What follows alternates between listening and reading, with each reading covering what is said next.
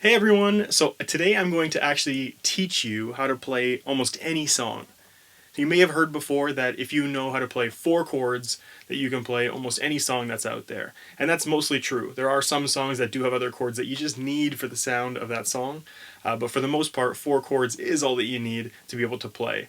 But the reason I'm going to teach you 7 chords is because I actually want you to be able to play chords in 2 different keys, which will allow you to play songs in any key as well. Now, if you don't know what a key is, it is basically the chords together. So these 4 chords at a certain pitch that determines where the actual singing melody of the song is. So, for example, if we take Elvis's "Can't Help Falling in Love" and we play it here, just as the guitar sits, this is in the key of G. So if I'm going, "Wise men say," that's very low, and it's hard to sing there, right? So you could jump up basically a whole octave, which would sound like this. So instead of "wise men say," you'd be going, "wise men say," which could work, but in some cases you'll find that if you don't have the range, the singing range, neither of those 2 starting notes actually works for you. So what they do have is this tool. It's called a capo. And what this is it's basically like a clamp that will clamp on the neck of the guitar to change the starting pitch of the instrument. So let's say I go here on the 4th fret. This 4th fret now means that I have changed, even though I'm going to play the same chord shape, I have now changed what it's going to sound like because it's higher up the neck. So in this case, I'm playing the same chord, so as if I'm playing in the key of G, but I'm actually not because of the capo. And now it would sound like, "wise men say," which is a lot more comfortable for me to sing that. So this device and 7 simple chords gives you the opportunity to not only play any song, but also any song in any key, which is important for this. So let's get into the chords. Okay, so our first chord that we're going to learn is a G chord. Now, they typically show these chords in slightly different ways than I'm about to show you, but the reason is because I'm going to show you what I like to call anchoring your fingers. And what this allows you to do is play quickly between chords without having to think so much about it. So if you're singing at the same time, or you are just trying to get faster at your chord changes, this should actually help you get much faster at it. In the key of G, which is where all these chords are going to be from, we're going to take our pinky finger and we're going to go 1, 2, this is our 3rd fret on the highest string, that's our high E string, and we're going to put our pinky finger on that fret. So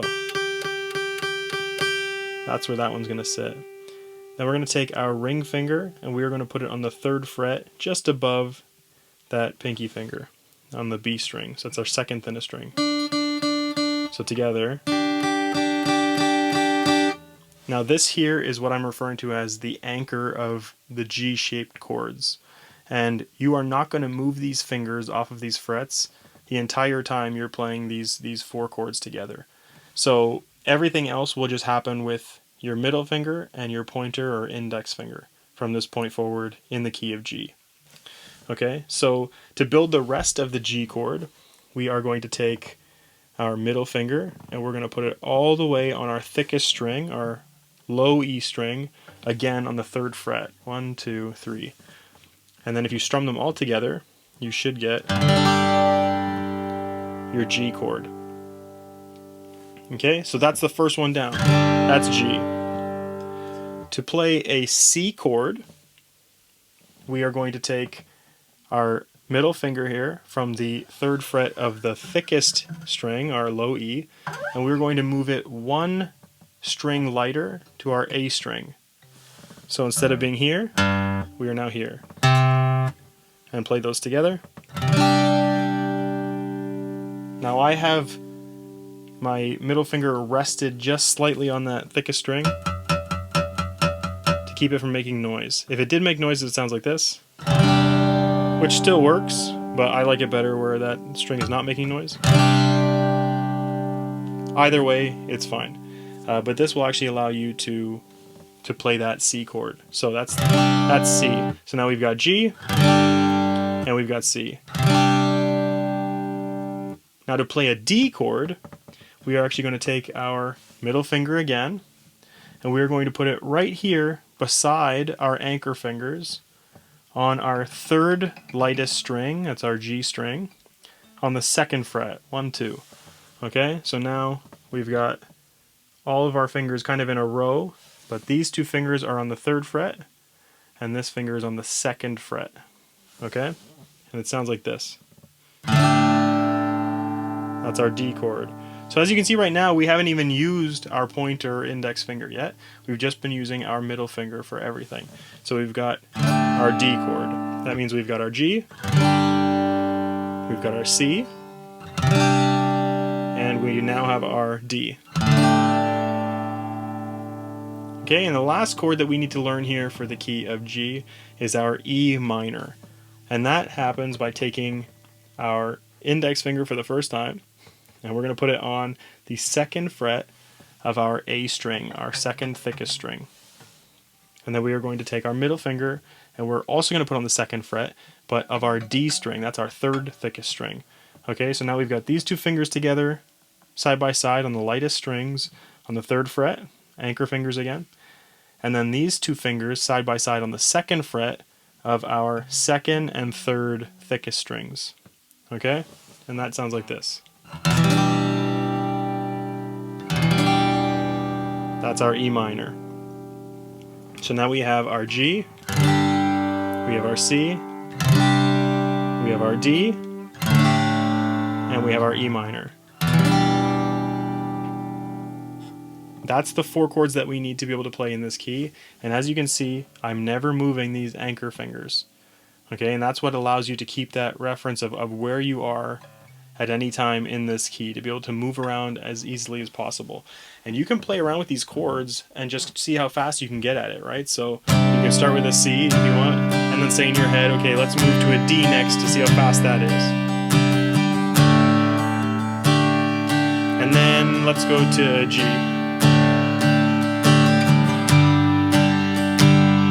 And then let's go to the E minor.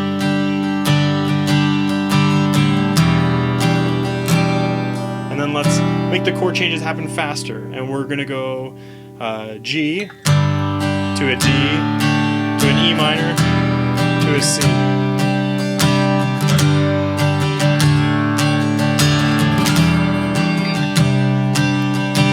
And all I'm doing is just playing around with that to try and get a feel for where these chords are on the neck, right? And the goal is just to become as comfortable as possible with playing these chords, so that I'm not concerned about playing a song and not getting there fast enough. I am able to get there nice and quick because I'm used to playing around between all these different chords. But as far as right now, that is the 4 chords to play in the key of G. So we are more than halfway to learning all the chords we need to play any song in any key. Now that we've got all those chords for the key of G, we can again take that song that we were looking at before and be able to play it. So we'll start off with our G chord. And that's going to be, again, if we look at the same song, Can't Help Falling in Love, then we'll have Rise. Now we will switch to our D, then our E minor, and take this at whatever speed you need to be comfortable with it. And then we'll move to the next part of the line. Only, this is the C, fools, to the G, rush, back to the D. And so that whole first line together. Wise men say, only fools rush in. Okay, now to the next line. But that's the C. Can't, that's D. E minor. Now, right to that C. Falling in. G, love. D, with. Back to the G. You. Okay, and now that together for that second line.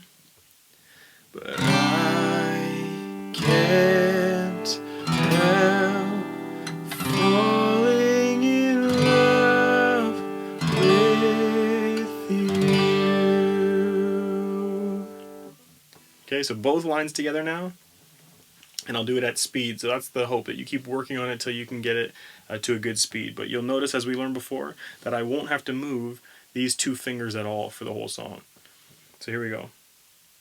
Wise men say only fools rush in, but I can't help falling in love with you. Right? And then we can take that, like we were talking about before with the capo. So that would be in G, and if you know the actual notes on your piano, you would then go from G, and you would move up one half step at a time, or one key on your piano at a time. So we've got G, this would be G sharp if we capo on the first fret. Then we've got our A sharp, and then B. So let's say if we're on capo 4, that's going to be B. Now right there, you can notice the big difference in the sound. So here's G with that G shape. Same shape of the chord, just starting up here. So we're basically now treating the capo on the 4th fret as the nut. So as you normally would hold this G shape on the 3rd fret, when we put the capo on, we now count the 4th fret as 0. So now we've got 1, 2, 3. That's where our G is going to go, which it's 3 frets away from the capo, but it's actually on the 7th fret of the guitar. Okay, so I hope that makes sense. If it doesn't, just post a comment and I'll maybe make another video explaining that further. But so now if we're here in B instead of in G, because again we're still using the same shapes, but we're capoed on the 4th fret, which is B. We can go. Wise men say only fools rush in, but I can't help falling in love with you. Okay, it's just that simple. Now if we were to move one more fret up from B to our 5th fret, that is actually going to be a C, because there's no B sharp or C flat, so it goes right into C. Now instead of playing up here on the 5th fret for C, what we can do is learn our next set of chords. So I will show you those now. Okay, so now we're going to learn our chord shapes for C. So our first one is actually going to be our C chord. Now, unlike the G anchor, which is 2 fingers here, our C anchor is actually just 1 finger, and it's going to be our index finger or our pointer finger right here on the 1st fret of our 2nd lightest string, so our B string. And that's our finger this time that won't move. Everything else may change, but that finger is going to be locked in place. So that's our anchor. Our C chord is actually going to be taking our middle finger now and putting it on the 2nd fret of the D string. That's our 3rd thickest string. And then we are going to take our ring finger and put it on the 3rd fret of our A string. That's our 2nd thickest string. Okay, so it should look like this. That is our C chord. Then, if we want to play an F chord, again, we leave our anchor in place, and all we're doing is we're going to move these 2 fingers 1 string lighter. So our ring finger will now move to our 3rd thickest string, still on the 3rd fret, and our middle finger will now move to our 3rd lightest string, still on the 2nd fret. So you can see that there, and it'll sound like this.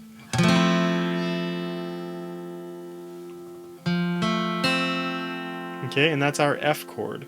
So now we have a C chord,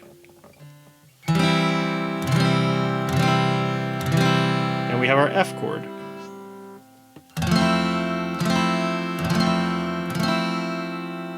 Okay? Now the third one we want to learn is our A minor. Now our A minor is actually if we were to take our two fingers here that we've been using. So again, we haven't really been using our pinky finger yet. It's kind of the same as our index finger in the key of G. We don't use it that often. We're kind of sticking with these first three fingers. But these two fingers now for our A minor go side by side on the second fret of our two middle strings. So we've got our middle finger on our D string, which is our third thickest string, second fret, and our ring finger goes on the second fret of our G string, which is our third lightest string. Okay, so now we've got those fingers together, both on the second fret, right in the middle of the strings. Okay? That is our A minor. So now we have our C. We've got our F. And we have our A minor. Okay? If you've been counting with me, that now puts us at 7 chords. So you might be asking me, okay, so we've got 4 chords to play a song. We've now learned 3 in the key of C, but you said we only need to learn 7 chords. That's true, because our last chord for the key of C is a G. We've already learned a G, right? So our G is like this. So this here is perfectly fine if you're playing in the key of C to play a G chord here. The one problem that might arise as you're starting to play or learning how to play is that this is actually a harder shape to get to when you're anchoring over here, right? Because your whole hand has to move to get to that G. For me personally, I find this more comfortable because this is the G I play more often.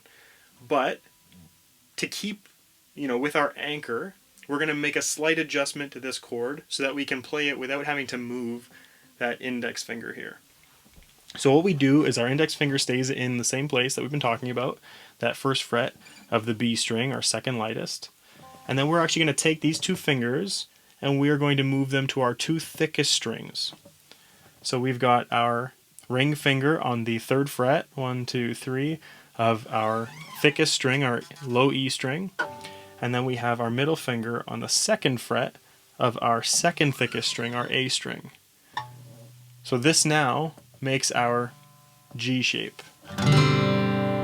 Now you can add your pinky finger in here on the third fret of the high E string, your lightest string, but don't feel like you have to do that to start because it might be a little hard to get that in there. It does sort of fall into place, but for some of you that finger may be out like this when you're first learning. You may not have the control over it yet to be tucked in. But that's the difference in sound with the pinky there or not there. So that's not there, and that's with it there. So it does make a bit of a difference. I do think it sounds a little better with the pinky in, but I wouldn't worry about it right now as far as learning how to play the chord because it is a bit more complicated that way. So if we are sticking with this shape for our G, then we now have our C, we have our F, and then if you notice, basically these 3 chords are almost the same thing. We're just shifting up and down the fretboard here, right? So we've got our F, our C, and our G. G, C, F. That's the only movement we're doing. We're just taking both of our fingers and we're moving them each up a lighter string for these chords. And then we've got our A minor as well. And then the same thing with the key of G. You can actually now take these chord shapes in your head and just say, here's the next one I'm going to go to, and just get better at moving between them to make it more comfortable for yourself. So let's say we start with F. Now we move to our C. Now we're going to move to our G. And then A minor. And let's go to our C. And then to our G. And then our A minor. And then to our F. And you want to always take these at whatever speed is comfortable for you. So don't push yourself too fast at the beginning, but as you get more comfortable and you figure that, you know, as you're switching between chords, you're landing right there every time, perfect. That's great. You want to be able to do that, and you want to be able to pick up the speed at that point and maybe work on some other strumming to build that sort of muscle to it as well, right? That ability to play a little differently. But the main thing at the beginning, if you're first learning to play guitar, is just getting really comfortable with hitting those chords and making them as clear as possible so you're not touching the strings around it. Because you will find that you'll get some kind of weird buzzing sometimes if you're not holding down the right spot. But that's totally normal. Like, honestly, when you're learning guitar, those things are going to happen until you get really comfortable with it. But keep practicing on it, and that will allow you to get that nice clear chord sound, and your movement between them will become comfortable. Because of those anchors in place, it'll become easier to play without having to look at it. So even if you're singing at the same time, or you're just focusing on something else, you won't really have to look at the guitar all the time to know that you're hitting the right chord. You'll be able to do that because your hand is essentially in the same spot. You'll be able to move those without having to really think about if you're making the right choices of where your fingers are falling. So that's the key of C. So now we can basically play all those C-shaped chords to make a song, and we're going to do that now. So here we go. So again, we'll take the same song, Can't Help Falling in Love, and we'll walk through it slowly so you know how that all goes together. So we've got our anchor here with our index finger. Wise, that's a C. Then we'll go to that G, and A minor, say, only F, false. And then we'll go back to our C, rush, G, and then we'll go to our second line, but I, F, can't, G, and A minor, hell, right away into that F, falling in C, love, G, with, back to the C, U. Okay, now we'll play it a little bit faster. Wise, and again, notice that I'm not moving that pointer or index finger at all. It's anchored there the whole time. Wise men say only fools rush in, but I can't help falling in love with you. Okay, and then it's same thing as before. We can take our capo and we can actually now change what key we're in. So if we're playing in C-shape chords, which means we're in the key of C at the beginning with nothing there, then we can move up again like we're walking up the piano. So our first fret would be C sharp, then D sharp, then E, right? And in this case you go one more and you are now in F. So that will allow you to basically play songs in any key that you want between those two starting key shapes, like the actual shapes of the chords. So with G, again we've got G, G sharp, A sharp, B. Then if we play in C-shaped chords, we've got C, C sharp, D, D sharp, E. This is F. And then if we go all the way up to the 6th fret as our starting place for the capo, that will put us at F sharp. And then again we can go back and start at G, and that's the whole cycle, right? So that allows you to play wherever you need to. So if you're starting to sing a song and it's too high or too low, you can make an adjustment up or down. And if you're in, let's say you're playing in C and you're playing down here and it's too high, right? So you need to be able to move down. So